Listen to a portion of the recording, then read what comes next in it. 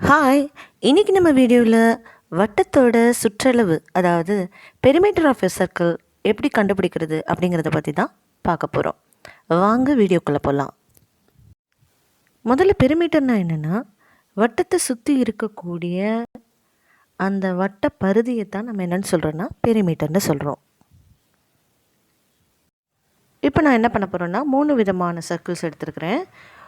3 சர்க்கிள்ஸ்க்கும் வெவ்வேறு டயாமீட்டர் இருக்கிற மாதிரி, அதாவது ரேடியஸை பற்றி பேசலை, டயாமீட்டர் பற்றி பேசுகிறேன். 3 டயாமீட்டர், ஒன்று 7 சென்டிமீட்டர், 14 சென்டிமீட்டர், 21 சென்டிமீட்டர் இருக்கிற மாதிரி 3 விதமான சர்க்கிள்ஸை நான் முதல்ல எடுத்துக்கிட்டேன். இப்போ ஃபஸ்ட்டு நம்ம என்ன செய்ய போகிறோன்னா, ஒரு 7 சென்டிமீட்டர் விட்டம் இருக்கிற மாதிரி ஒரு வட்டம் எடுத்துக்கிறோம். சுற்றளவு அப்படிங்கிறதுனால நம்ம என்ன செய்ய போகிறோன்னா, ஒரு த்ரெட் எடுத்து அதை சுற்றி அளந்து பார்க்க போகிறோம். ஸோ நீங்கள் அளந்து பார்த்தீங்க அப்படின்னு சொன்னால் நமக்கு எவ்வளோ வருதுங்கிறத பார்த்துடலாம்.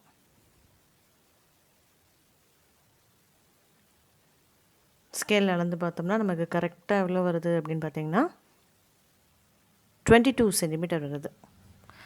இதே மாதிரி அடுத்தது 14 சென்டிமீட்டர் விட்டம் இருக்கிற மாதிரி ஒரு சர்க்கிள் எடுத்துக்கிறோம். அதே மாதிரி சுற்றளவு அப்படிங்கிறதுனால வட்டத்தை சுற்றி நம்ம என்ன செய்கிறோன்னா அளந்து பார்க்குறோம். இப்போ அளந்து பார்க்கும்போது நமக்கு எவ்வளோ அளவு வருது அப்படிங்கிறத பார்த்துடலாம். நீங்களும் இதே மாதிரி செஞ்சு பாருங்கள்.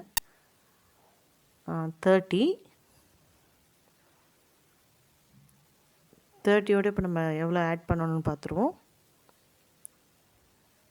14 ஆட் பண்ணுறோம், 44 வருது. அதே மாதிரி 21 சென்டிமீட்டர் டயாமீட்டர் இருக்கிற மாதிரி மூணாவதாக நம்ம சர்க்கிள் எடுத்துக்கிறோம்.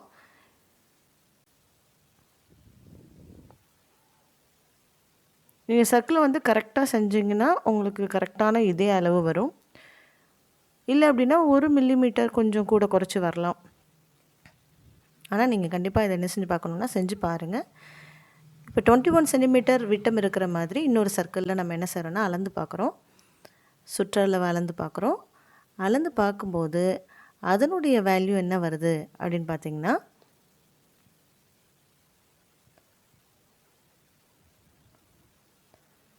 ஃபஸ்ட் எடுத்தோடனே நமக்கு 30, மறுபடியும் அளந்து பார்த்தோம்னா அடுத்து ஒரு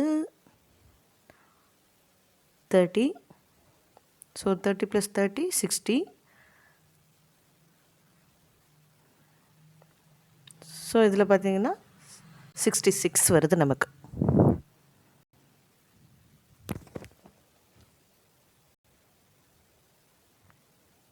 இப்போ நம்ம பார்த்ததுலேருந்து என்ன நம்ம தெரிஞ்சுக்கிட்டோம் அப்படின்னா, 7 சென்டிமீட்டர் டயாமீட்டர் விட்டமாக இருக்கும்போது பெரிமீட்டர் சுற்றளவு நமக்கு எவ்வளோ கிடைக்குதுன்னா 22 சென்டிமீட்டர் கிடைக்குது.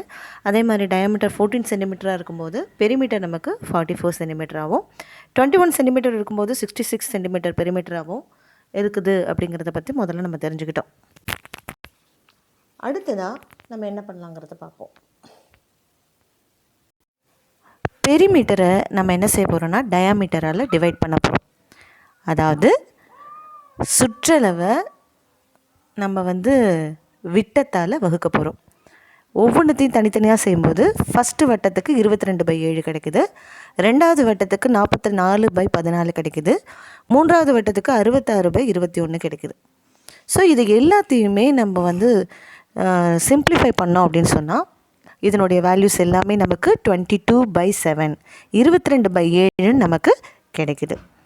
ஸோ இதுலேருந்து நமக்கு என்ன தெரியுது, perimeter by diameter is equal to 22/7. Perimeter by diameter is equal to 22/7 அப்படிங்கிறத நம்ம தெளிவாக தெரிஞ்சுக்கிட்டோம்.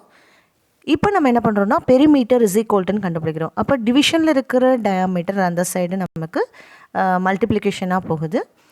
22/7 இன்ட்டு டயாமீட்டர், அதாவது சுற்றளவு இஸ் ஈக்குவல் டு 22/7 இன்ட்டு விட்டம் அப்படின்னு சொல்லி நமக்கு கிடைக்குது.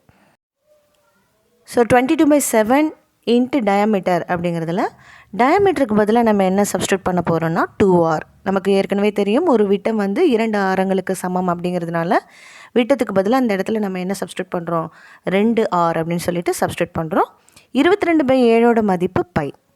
ஸோ நமக்கு லாஸ்ட்டாக என்ன கிடைக்குதுன்னா perimeter of the circle is equal to 2 pi r.